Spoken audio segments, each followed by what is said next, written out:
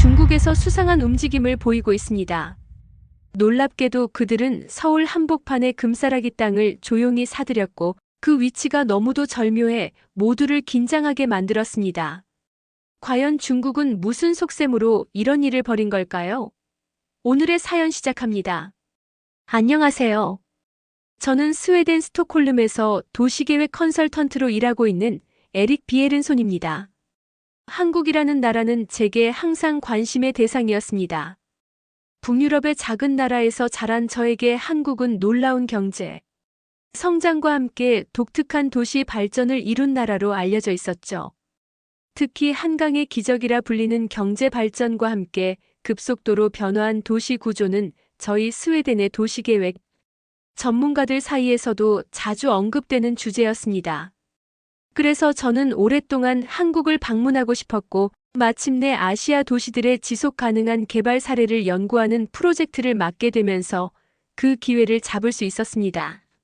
저는 마침내 한국행 비행기에 몸을 실었습니다. 12시간이 넘는 긴 비행 끝에 인천국제공항에 도착했을 때의 그 설렘은 아직도 생생합니다.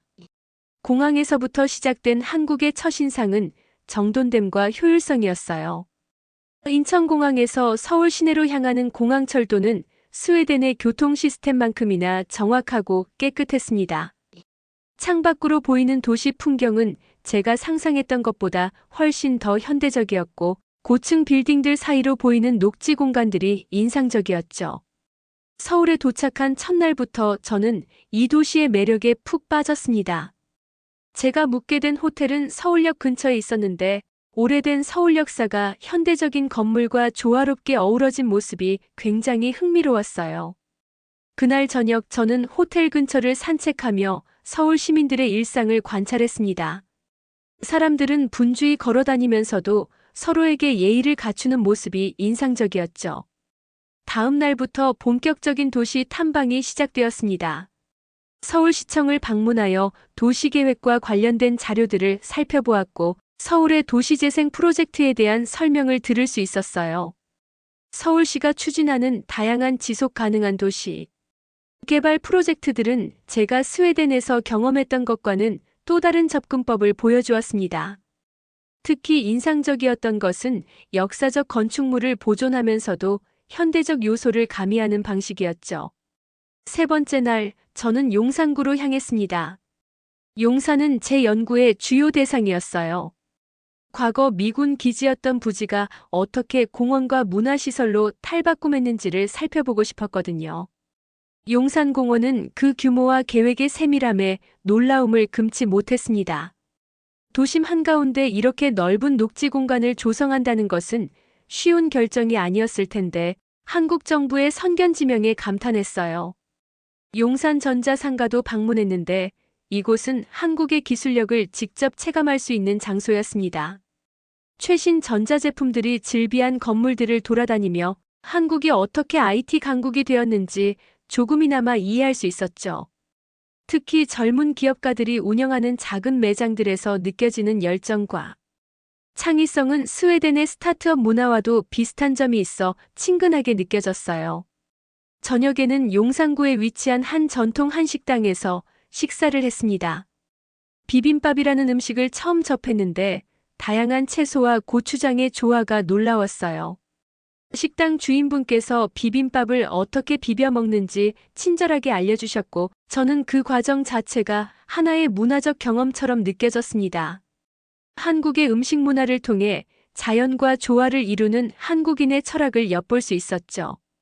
첫 주가 지나갈 무렵 저는 한국의 도시 구조와 공공 시스템에 깊은 인상을 받게 되었습니다. 특히 대중교통 시스템의 효율성은 스웨덴을 포함한 유럽의 많은 도시들이 배워야 할 점이라고 생각했어요. 지하철과 버스가 촘촘하게 연결되어 있어 자가용 없이도 도시 어디든 쉽게 이동할 수 있다는 점이 인상적이었습니다. 또한 대중교통 내에 설치된 디지털 안내 시스템과 편의 시설들은 이용자 중심의 서비스를 제공하고 있었죠.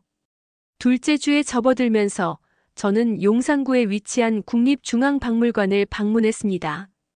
이곳은 과거 미군 기지의 일부였던 부지에 자리 잡고 있었는데 어떻게 이런 문화적 공간으로 변모할 수 있었는지가 궁금했어요. 박물관의 규모와 전시 내용의 풍부함은 기대 이상이었습니다.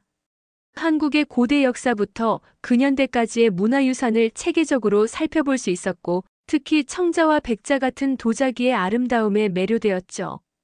국립중앙박물관 옆에는 용산 가족공원이 있었습니다. 평일 오후임에도 많은 시민들이 공원을 이용하고 있었어요. 노인들은 산책을 하거나 벤치에 앉아 이야기를 나누고, 젊은 부모들은 아이들과 함께 놀이터에서 시간을 보내고 있었죠. 이런 모습을 보며 도시 내 공공공간의 중요성을 다시 한번 실감했습니다. 사람들이 자연과 함께 휴식을 취하고 소통할 수 있는 공간이 도시 중심부에 있다는 것은 정말 가치 있는 일이에요. 용산구 탐방을 이어가던 중 저는 우연히 한 작은 카페에서 한국인 도시계획가인 김민수 씨를 만나게 되었습니다.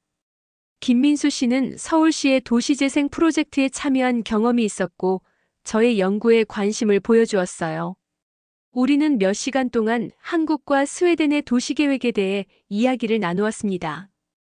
김민수 씨를 통해 저는 서울의 도시 개발이 단순한 경제적 성장을 넘어 문화적 정체성과 지속 가능성을 중요시한다는 점을 알게 되었죠. 김민수 씨의 제안으로 다음 날 우리는 서울로 8구라는 도시재생 프로젝트 현장을 방문했습니다.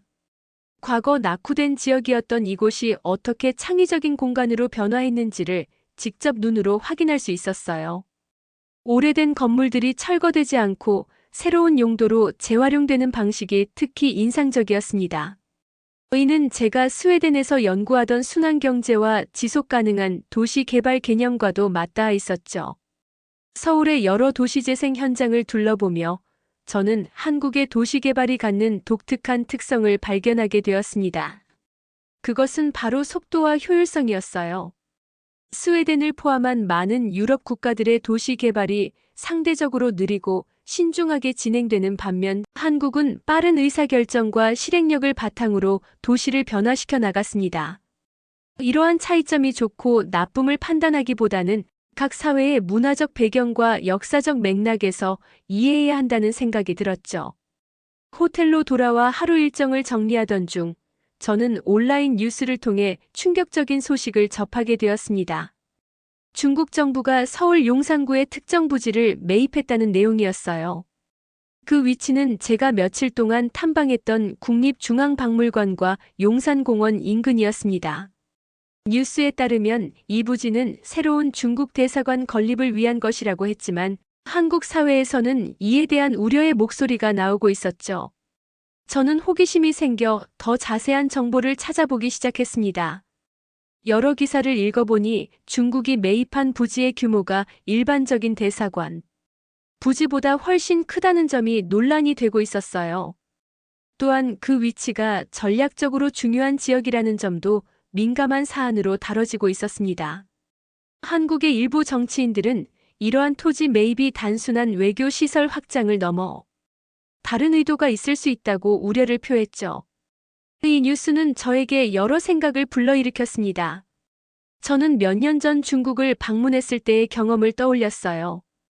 당시 중국의 도시 개발 방식은 한국과는 상당히 달랐습니다. 대규모 토지 수용과 빠른 재개발이 특징적이었고 지역 주민들의 의견이나 역사적 가치보다는 경제적 효율성이 우선시되는 느낌이었죠. 물론 이것은 제 개인적인 관찰에 불과했지만 중국의 해외 부동산 투자가 과연 어떤 방향으로 이루어질지 궁금했습니다. 그날 밤 저는 김민수 씨에게 이 뉴스에 대해 물어보았습니다. 김민수 씨도 이 소식을 들었으며 여러 시민단체와 도시계획 전문가들 사이에서 논의가 진행 중이라고 했어요. 그는 한국 사회가 외국 투자에 대해 개방적이면서도 민감한 부분이 있다고 설명해 주었습니다. 특히 중국과의 관계는 역사적, 경제적, 정치적으로 복잡한 측면이 있어 더욱 신중하게 접근해야 한다고 했죠. 셋째 주가 시작되면서 저는 중국의 용산구 부지 매입에 관한 더 많은 정보를 수집하고자 했습니다. 이 문제는 단순한 부동산 거래를 넘어 도시계획과 국가안보, 그리고 외교 관계가 얽힌 복잡한 사안이라고 느꼈어요. 저는 김민수 씨의 소개로 서울대학교 도시공학과의 한 교수님을 만나게 되었습니다. 교수님은 이 문제에 대해 학술적 관점에서 분석해 주셨어요. 교수님에 따르면 중국의 해외 부동산 투자는 최근 몇 년간 전 세계적으로 증가하고 있는 추세라고 했습니다. 특히 지정학적으로 중요한 위치에 있는 국가들, 그 중에서도 도시의 핵심 지역에 대한 투자가 두드러진다고 했어요.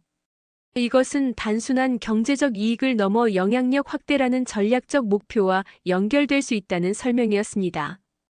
교수님의 말씀을 들으며 저는 스웨덴에서도 비슷한 사례가 있었음을 떠올렸습니다. 몇 년 전 중국 자본이 스톡홀름 근교의 항구 부지를 매입하려 했을 때 국가 안보 문제가 제기되어 결국 거래가 무산된 적이 있었어요.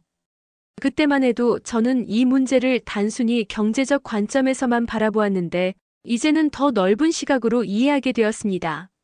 한국에서의 상황도 유사한 맥락에서 이해할 수 있을 것 같았어요. 용산구는 과거 미군 기지가 있던 곳이자 현재는 서울의 새로운 행정 중심지로 발전하고 있는 전략적 요충지였습니다. 게다가 인근에는 국방부와 합동참모본부 같은 군사시설도 위치해 있었죠. 이런 지역에 대한 외국 정부의 대규모 투자는 당연히 민감한 사안일 수밖에 없었습니다. 교수님과의 대화 후 저는 보다 실질적인 현장 의견을 듣고 싶어 김민수 씨와 함께 용산구 주민들을 만나보기로 했습니다.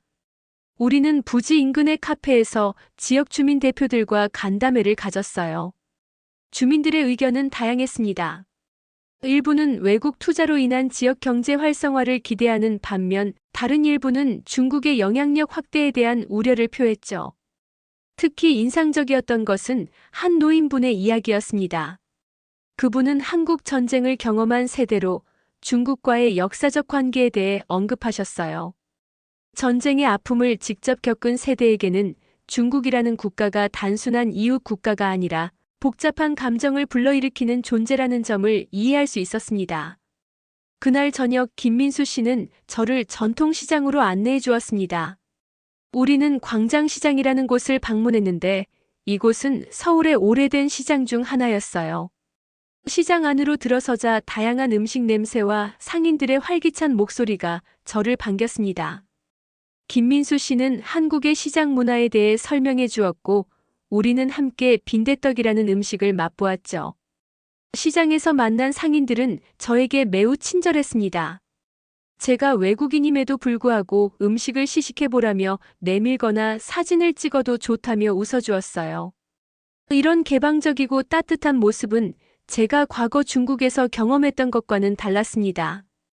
중국 여행 중에는 외국인에 대한 경계심이 느껴지는 경우가 많았고 사진 촬영이 제한되는 장소도 많았죠. 물론 이것이 모든 중국인에게 해당되는 것은 아니지만 전반적인 분위기의 차이는 분명히 있었습니다. 광장시장에서의 경험은 저에게 한국 사회의 또 다른 면을 보여주었습니다.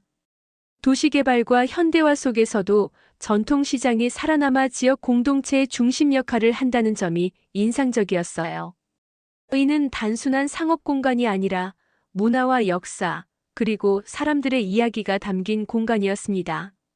다음 날 저는 김민수 씨와 함께 종로구의 북촌한옥마을을 방문했습니다.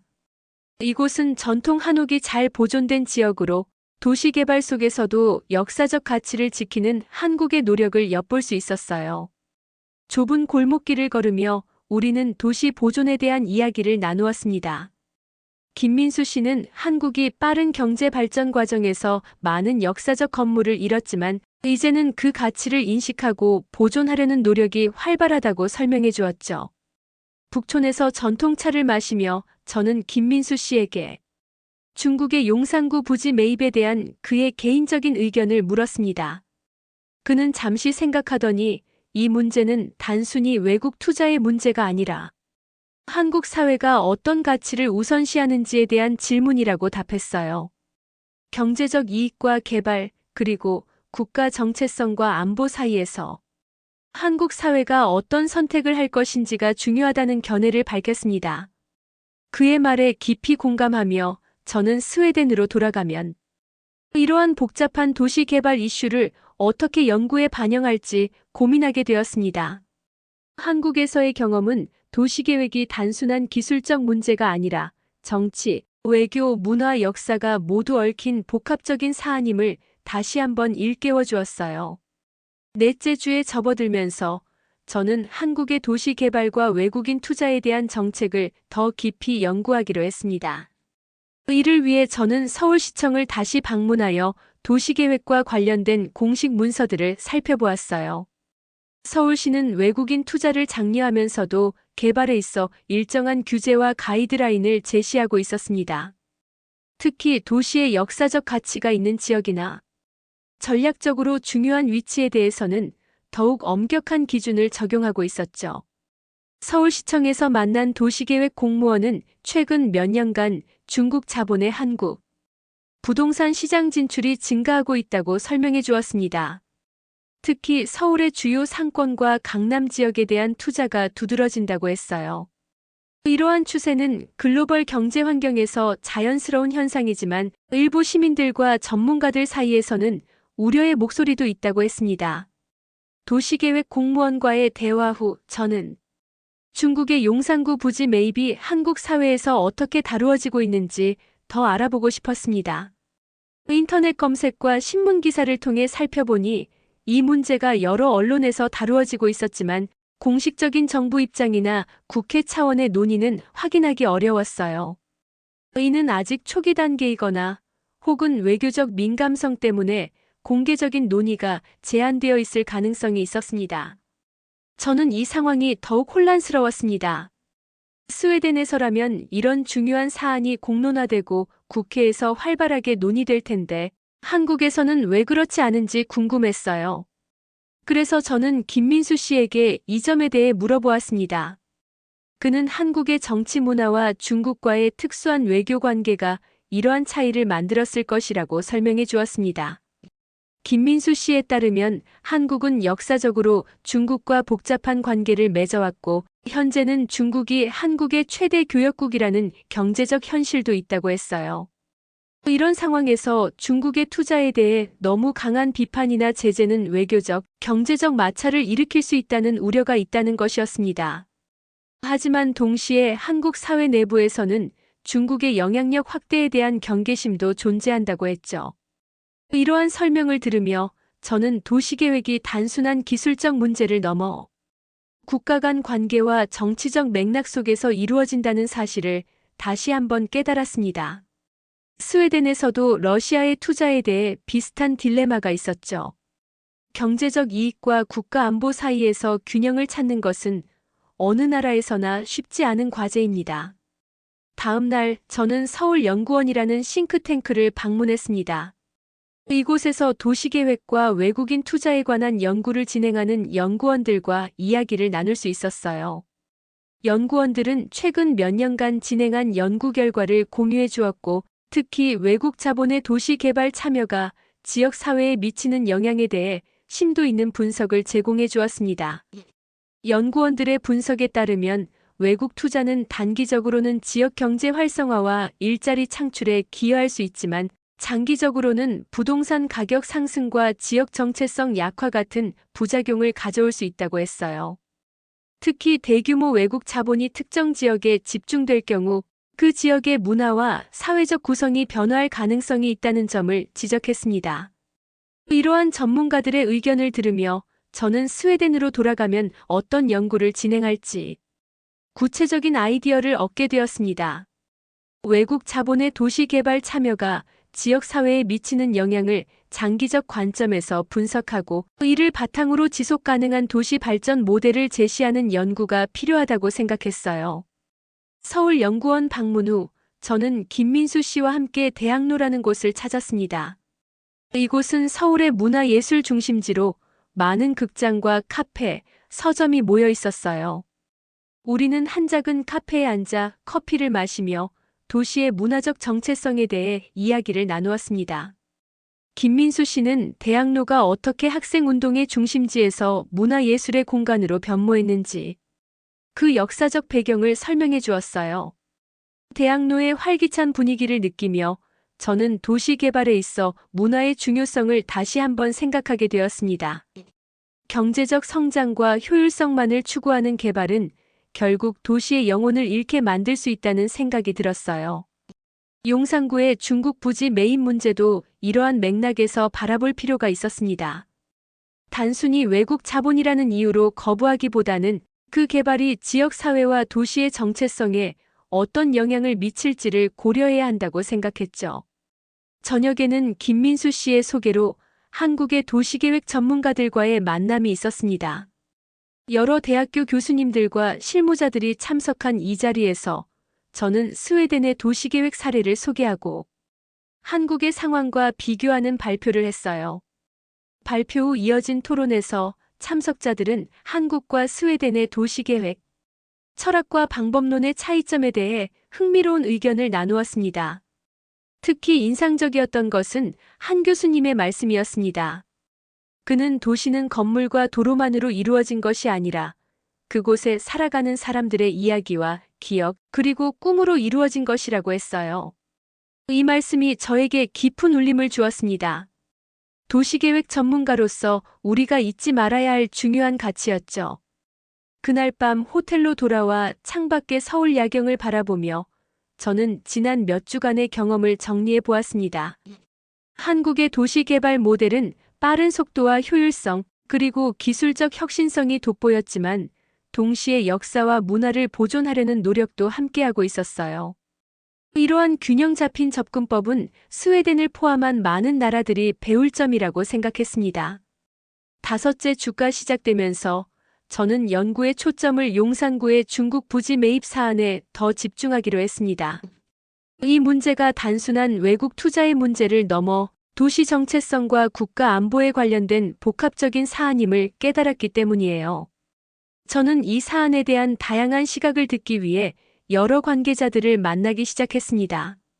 먼저 저는 김민수 씨의 소개로 한국 국회의원의 보좌관을 만났습니다.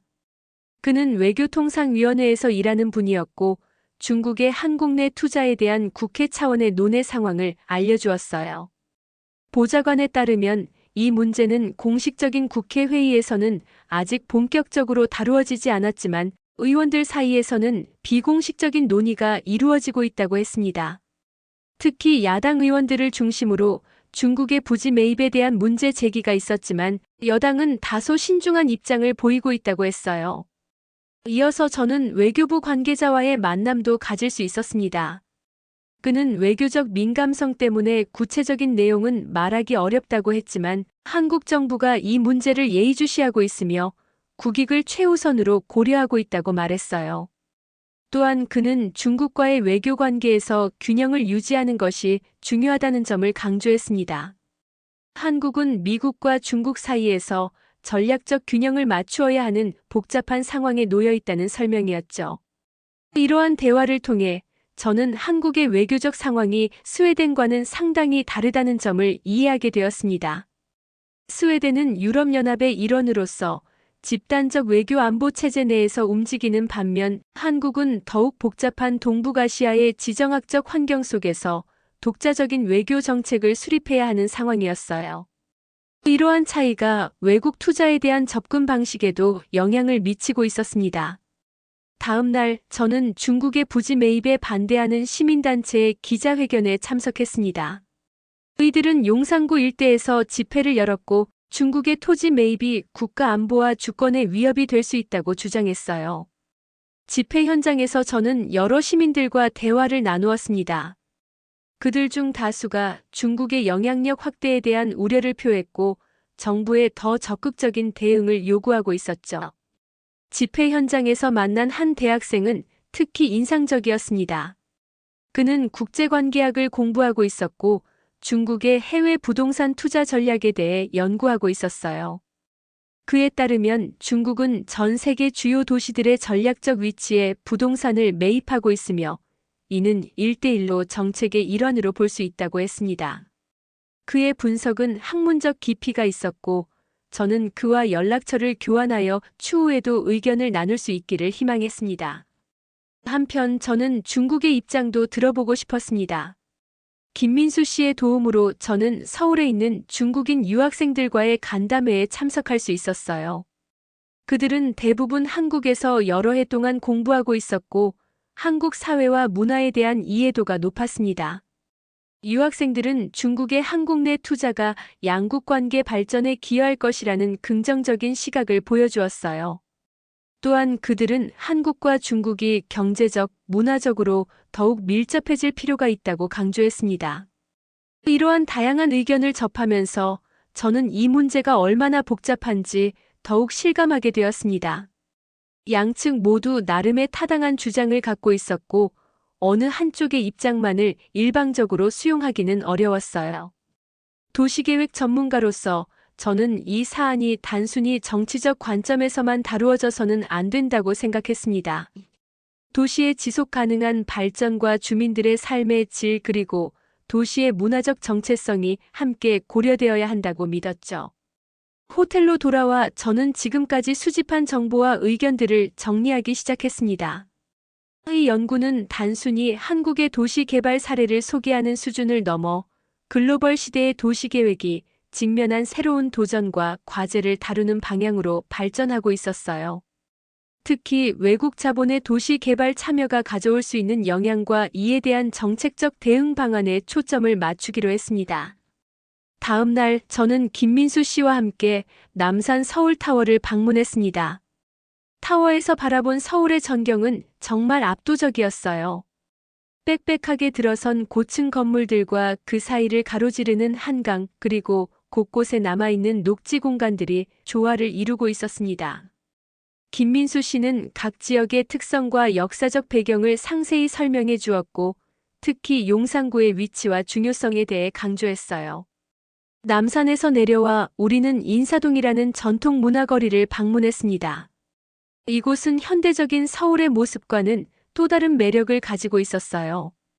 좁은 골목길을 따라 전통 공예품을 파는 가게들과 한옥 찻집, 갤러리들이 즐비했습니다. 김민수 씨는 인사동이 개발 압력에도 불구하고 어떻게 전통을 지켜왔는지, 그리고 이곳을 보존하기 위한 정책적 노력에 대해 설명해 주었어요. 인사동을 거닐며 저는 도시 개발에 있어 균형의 중요성을 다시 한번 깨달았습니다. 경제적 발전과 현대화를 추구하면서도 역사와 문화적 가치를 함께 지켜나가는 것이 진정한 의미의 지속가능한 발전이라고 생각했어요. 용산구의 중국 부지 매입 문제도 이러한 관점에서 바라볼 필요가 있었습니다. 개발이 가져올 경제적 이익뿐만 아니라 그것이 지역 사회와 도시 전체에 미칠 장기적 영향을 종합적으로 고려해야 했죠. 그날 저녁 저는 김민수 씨와 함께 한강변의 식당에서 저녁을 먹었습니다. 창밖으로 보이는 한강의 야경은 정말 아름다웠어요. 식사를 하며 우리는 스웨덴과 한국의 도시계획 철학에 대해 이야기를 나누었습니다. 김민수 씨는 한국이 빠른 경제 성장 과정에서 잃어버린 것들도 많다고 솔직하게 말했어요. 무분별한 개발로 인해 많은 역사적 건물들과 자연 환경이 사라졌고, 이제는 그러한 실수를 반복하지 않기 위해 노력하고 있다고 했습니다. 여섯째 주에 접어들면서 저는 연구 결과를 정리하고 국제학술지에 기고할 논문을 작성하기 시작했습니다. 한국에서의 모든 경험과 수집한 자료들을 체계적으로 분석하여 도시 개발에 있어 외국 자본의 역할과 그 영향에 대한 연구를 진행했어요. 특히 용산구의 중국 부지 매입 사례를 중심으로 이러한 투자가 도시의 지속가능한 발전에 어떤 의미를 갖는지 고찰하고자 했습니다.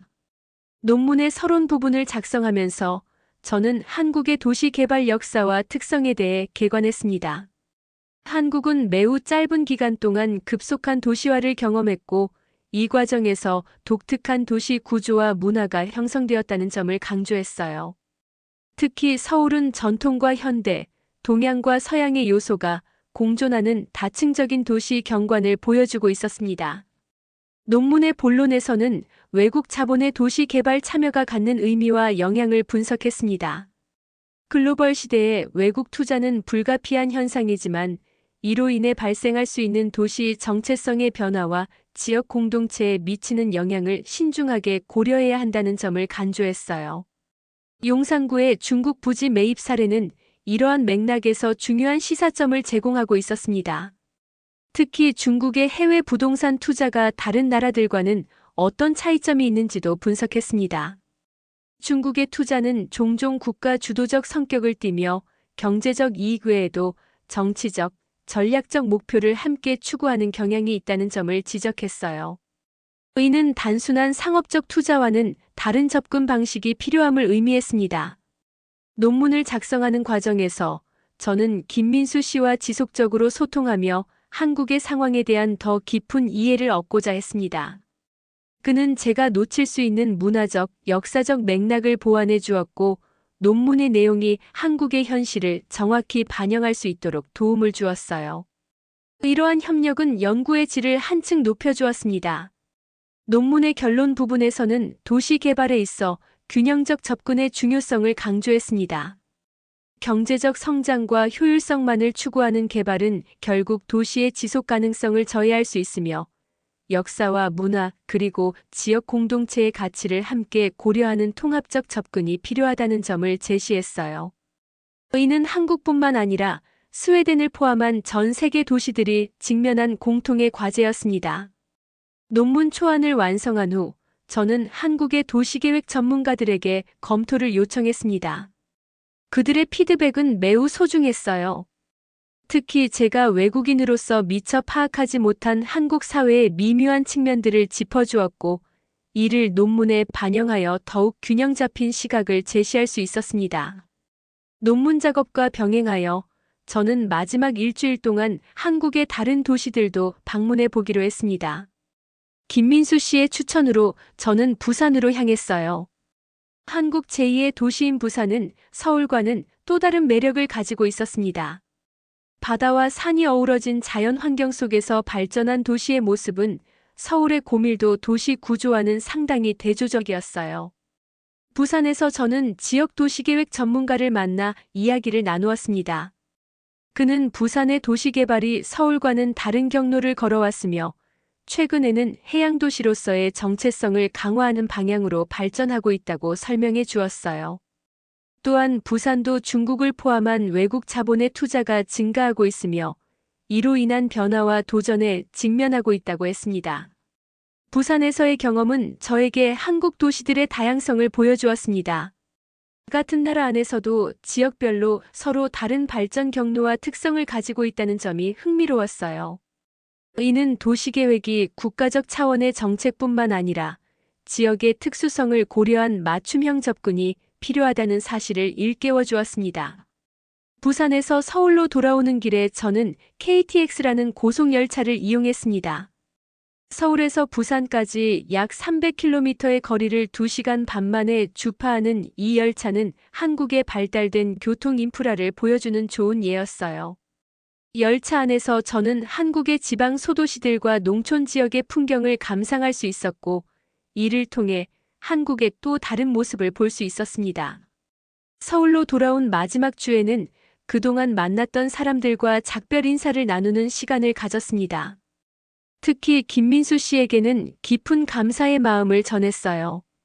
그의 도움이 없었다면 저는 한국의 도시와 사회를 이렇게 깊이 이해하지 못했을 것입니다.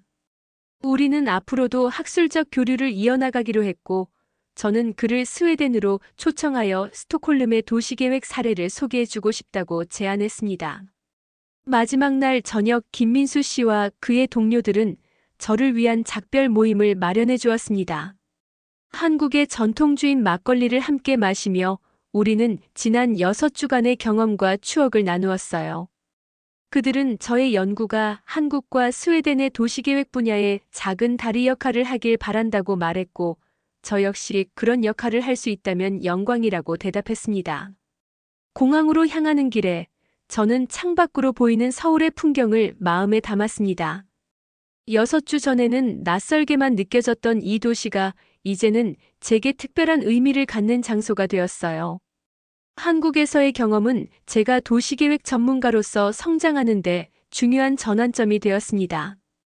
도시가 단순한 건물과 도로의 집합이 아니라 사람들의 삶과 꿈 그리고 역사가 담긴 생명체와 같은 존재임을 더욱 깊이 이해하게 되었죠.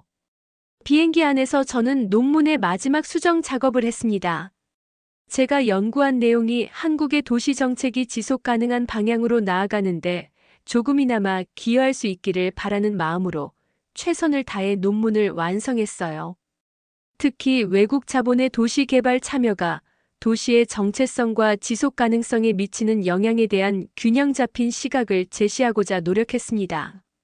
스톡홀름에 도착하여 집으로 돌아오는 길에 저는 한국에서의 경험이 제 연구뿐만 아니라 개인적 성장에도 큰 영향을 미쳤다고 느꼈습니다. 다른 문화와 사회를 이해하는 과정은 자신의 관점을 넓히고 더 깊은 통찰력을 갖게 해주었어요. 이러한 경험은 앞으로의 제 연구와 교육 활동에 풍부한 자양분이 될 것이라 확신했습니다. 스웨덴으로 돌아온 지 한 달이 지났습니다. 한국에서의 경험을 바탕으로 작성한 논문이 마침내 국제학술지에 게재되었다는 소식을 받았어요. 제 연구가 학계에서 인정받는 순간이었고, 특히 외국 자본의 도시 개발 참여에 대한 새로운 시각을 제시했다는 평가를 받아 기쁨이 2배였습니다. 논문이 발표된 후 저는 스톡홀름 대학교에서 한국의 도시 개발 사례와 그 함의에 대한 특별 강연을 요청받았습니다. 강연을 준비하면서 저는 한국에서 찍은 수많은 사진과 수집한 자료들을 다시 한번 살펴보았어요. 그 과정에서 제가 미처 깨닫지 못했던 한국 도시의 특성들이 새롭게 보이기 시작했습니다. 강연에서 저는 한국 도시의 독특한 발전 과정과 현대 도시계획의 도전 과제, 그리고 용산구의 중국 부지 매입 사례를 중심으로 발표했습니다. 학생들과 교수들은 특히 한국의 빠른 도시 변화와 그 과정에서 나타난 사회적, 문화적 갈등에 큰 관심을 보였어요. 질의응답 시간에는 한국의 도시 재생 프로젝트와 외국 자본의 역할에 대한 심도 있는 토론이 이어졌습니다. 강연 이후 스웨덴 도시계획청의 관계자가 저에게 접근하여 자문을 요청했습니다. 그들은 최근 중국 기업이 스톡홀름 외곽의 산업단지 부지를 매입하려 한다는 소식을 들었고, 이에 대한 정책적 대응 방안을 모색하고 있었어요. 제가 한국에서 연구한 사례가 스웨덴의 상황에도 유용한 시사점을 줄 수 있을 것이라고 판단한 것이었습니다. 저는 도시계획청의 요청을 수락하고 외국 자본의 도시 개발 참여에 관한 정책 보고서를 작성하기 시작했습니다.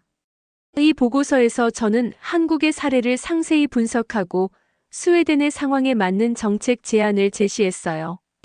핵심 내용은 외국 투자를 전면 차단하기보다는 투명한 심사 과정과 명확한 가이드라인을 통해 도시의 지속 가능한 발전에 기여할 수 있는 방향으로 유도하는 것이었습니다. 정책 보고서 초안이 완성되었을 때 저는 김민수 씨에게 이메일을 보내 자문을 구했습니다. 그는 제 보고서를 검토해 주었고 한국의 최신 상황도 알려주었어요. 용산구의 중국 부지 매입 건은 여전히 진행 중이었지만 한국 정부가 외국인 토지 소유에 관한 법률을 강화하는 방향으로 움직이고 있다고 했습니다. 특히 안보 관련 시설 인근의 외국인 토지 매입에 대한 제한을 강화하는 법안이 국회에서 논의되고 있다고 했어요. 김민수 씨의 피드백을 바탕으로 저는 보고서를 수정하고 보완했습니다. 특히 외국 투자의 투명성과 책임성을 강화하는 방안에 더 많은 비중을 두었어요. 외국 자본이 단순히 경제적 이익만을 추구하는 것이 아니라 지역 사회와의 상생과 지속 가능한 발전에 기여할 수 있도록 하는 제도적 장치가 필요하다는 점을 강조했습니다. 완성된 보고서는 도시계획청뿐만 아니라 스웨덴 외교부와 국회의 관련 위원회에도 제출되었습니다. 저의 연구가 실제 정책 결정 과정에 영향을 미칠 수 있다는 사실에 큰 보람을 느꼈어요. 이것이 바로 제가 도시계획 연구를 시작한 이유였습니다. 학문적 탐구가 실제 세계의 문제 해결에 기여할 수 있을 때 그 의미는 더욱 커진다고 생각했죠. 한편 저는 한국에서의 경험을 좀 더 넓은 대중과 공유하고 싶어 블로그를 시작했습니다. 세계 도시 이야기라는 제목의 이 블로그에서 저는 한국을 포함한 여러 나라의 도시 개발 사례와 문화적 특성을 소개했어요. 특히 서울의 대중교통 시스템과 공공공간 활용 방식은 스웨덴 독자들에게 신선한 영감을 주는 주제였습니다. 블로그가 인기를 얻기 시작하면서 저는 스웨덴 국영 라디오의 인터뷰 요청을 받았습니다. 인터뷰에서 저는 한국의 도시 개발 모델이 스웨덴에 주는 시사점에 대해 이야기했어요. 특히 고밀도 도시 환경에서도 녹지 공간과 문화적 정체성을 유지하는 한국의 노력은 스웨덴의 도시 개발에도 참고할 만한 가치가 있다고 강조했습니다. 라디오 인터뷰 이후 여러 지방자치단체에서 강연 요청이 이어졌습니다. 저는 스웨덴 전역을 다니며 한국의 도시 개발 경험과 그 교훈에 대해 이야기했어요. 각 도시마다 상황과 과제가 달랐기 때문에 저는 지역 특성에 맞게 내용을 조정하며 한국의 사례가 어떻게 적용될 수 있는지를 설명했습니다. 이런 활동을 하는 동안 저는 계속해서 김민수 씨와 연락을 주고받았습니다. 그는 한국의 최신 도시계획 동향을 알려주었고 저는 스웨덴의 상황을 공유했어요. 우리는 언젠가 공동 연구를 진행하기로 약속했고 그를 스웨덴으로 초청하는 계획도 구체화하고 있었습니다. 어느 날 저는 스웨덴 도시계획협회의 연례 컨퍼런스에 참석했습니다. 그곳에서 놀랍게도 한국 도시계획 대표단을 만나게 되었어요. 그들은 북유럽의 지속 가능한 도시 개발 모델을 연구하기 위해 스웨덴을 방문 중이었습니다. 저는 대표단의 통역을 자원하여 그들이 스웨덴의 도시계획 전문가들과 원활하게 소통할 수 있도록 도왔죠. 한국 대표단과 함께 스톡홀름의 여러 지역을 돌아다니며 저는 한국과 스웨덴의 도시계획 철학과 방법론의 차이를 더욱 분명하게 느낄 수 있었습니다. 스웨덴의 도시계획은 사회적 평등과 환경 지속 가능성에 큰 가치를 두는 반면 한국은 효율성과 기능성을 더 중시하는 경향이 있었어요. 하지만 두 나라 모두 최근에는 도시의 문화적 정체성과 삶의 질 향상에 더 많은 관심을 기울이고 있다는 공통점도 발견할 수 있었습니다. 컨퍼런스 마지막 날, 저는 한국과 스웨덴의 도시계획 전문가들이 함께하는 라운드 테이블 토론을 주재했습니다. 우리는 글로벌 시대의 도시계획이 직면한 도전과 기회에 대해 열띤 토론을 벌였어요. 특히 외국 자본의 도시개발 참여와 관련된 이슈는 양국 전문가들 모두에게 중요한 관심사였습니다. 토론 중에 한국 대표단의 한 구성원이 용산구의 중국 부지 매입건에 대해 언급했습니다. 그에 따르면 이 사안은 여전히 논란이 되고 있지만 한국 정부가 최근 외국인 토지 매입에 관한 새로운 가이드라인을 발표했다고 했어요. 이 가이드라인은 외국 투자의 투명성과 책임성을 강화하는 내용을 담고 있었고 국가 안보와 관련된 지역의 토지 매입에 대한 심사를 강화하는 방향으로 설정되었다고 합니다.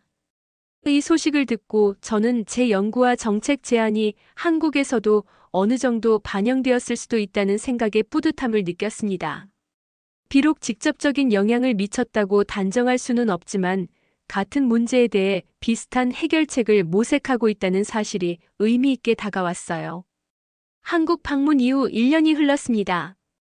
그동안 저는 외국 자본의 도시 개발 참여에 관한 연구를 계속해왔고 여러 학술지에 후속 논문을 발표했습니다. 특히 중국 자본의 해외 도시 부동산 투자 전략에 초점을 맞춘 비교 연구는 학계에서 큰 관심을 받았어요. 이 연구에서 저는 한국뿐만 아니라 유럽, 아프리카, 남미 등 여러 지역에서의 중국 투자 패턴을 분석하고 그 의미와 영향을 고찰했습니다. 이러한 연구 성과를 인정받아 저는 스톡홀름 대학교에서 글로벌 도시계획과 지속가능성 분야의 부교수로 임명되었습니다. 이는 제 학문적 경력에 있어 큰 도약이었고 한국에서의 연구 경험이 결정적인 역할을 했다고 생각했어요. 새로운 직책을 맡게 되면서 저는 더 많은 학생들과 제 경험과 지식을 나눌 수 있게 되었습니다.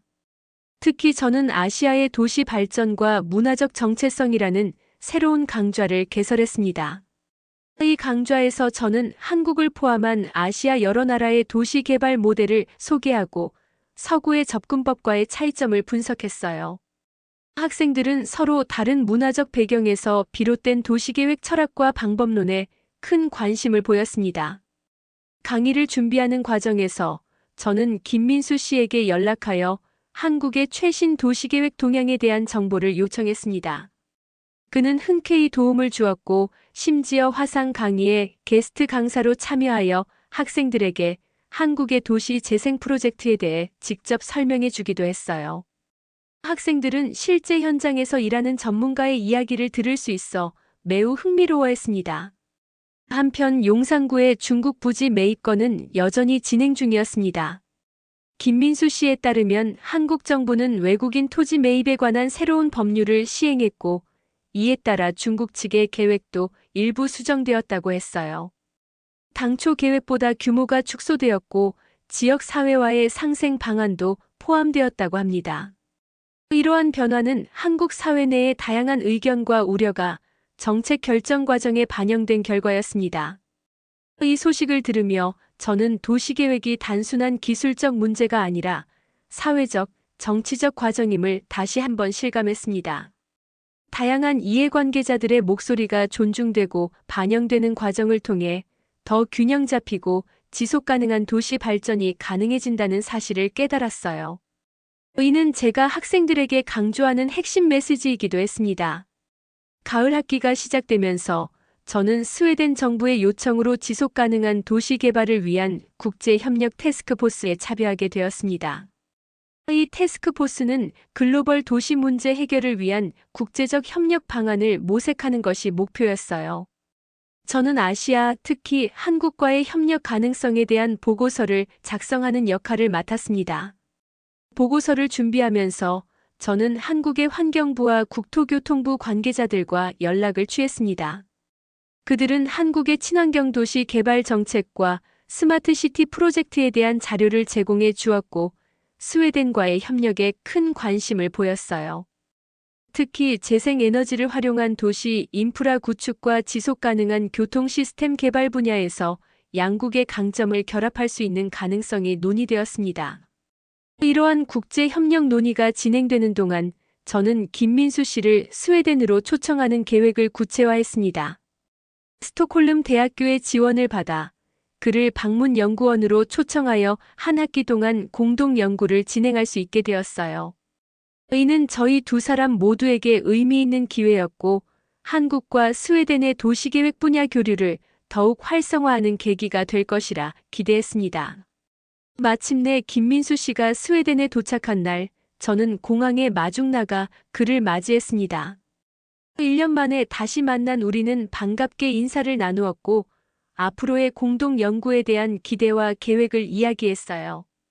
저는 그에게 스톡홀름의 아름다운 경관과 도시 구조를 소개하고 싶었고 그 역시 스웨덴의 도시계획 철학을 직접 경험하고 싶어 했습니다. 다음 날부터 우리는 스톡홀름의 다양한 지역을 탐방하기 시작했습니다. 특히 한마르비 쇠스타드라는 생태도시 프로젝트 현장을 방문했는데 이곳은 환경 지속 가능성을 최우선으로 고려한 도시 개발의 대표적인 사례였어요.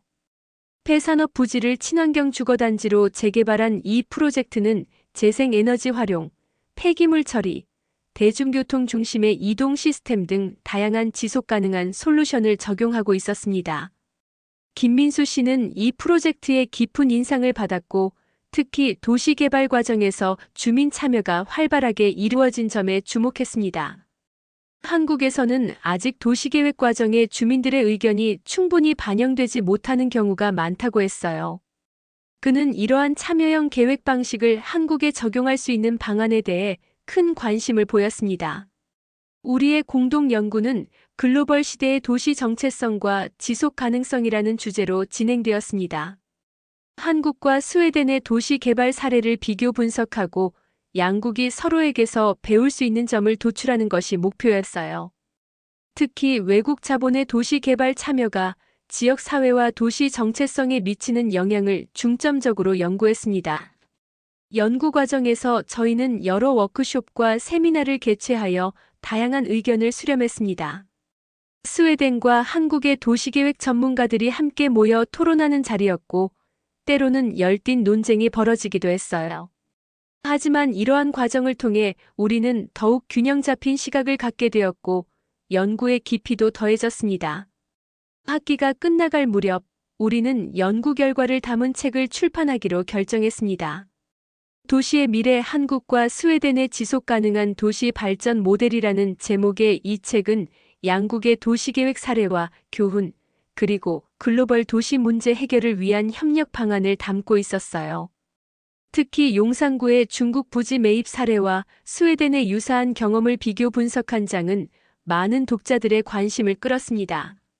책이 출판된 후 저희는 스톡홀름과 서울에서 연이어 출판 기념회를 개최했습니다.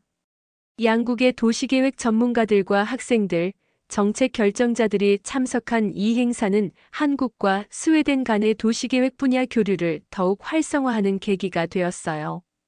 특히 서울 출판 기념회에서는 한국 국토교통부 장관이 축사를 해주어 저희 연구의 정책적 중요성을 인정받는 의미 있는 순간이었습니다. 서울 방문 기간 동안 저는 용산구를 다시 찾아 그곳의 변화를 직접 확인하고 싶었습니다. 김민수 씨와 함께 방문한 용산구는 1년 전과 비교해 몇 가지 변화가 있었어요. 중국이 매입한 부지에는 아직 건설이 시작되지 않았지만 주변 지역은 더욱 활기찬 모습이었습니다. 특히 용산공원 주변으로 새로운 문화시설들이 들어서고 있었고 지역 주민들을 위한 공공공간도 확대되고 있었죠. 김민수 씨에 따르면 용산구의 개발 계획이 몇 차례 수정되면서 주민 참여와 지역 사회의 목소리가 더 많이 반영되었다고 했습니다.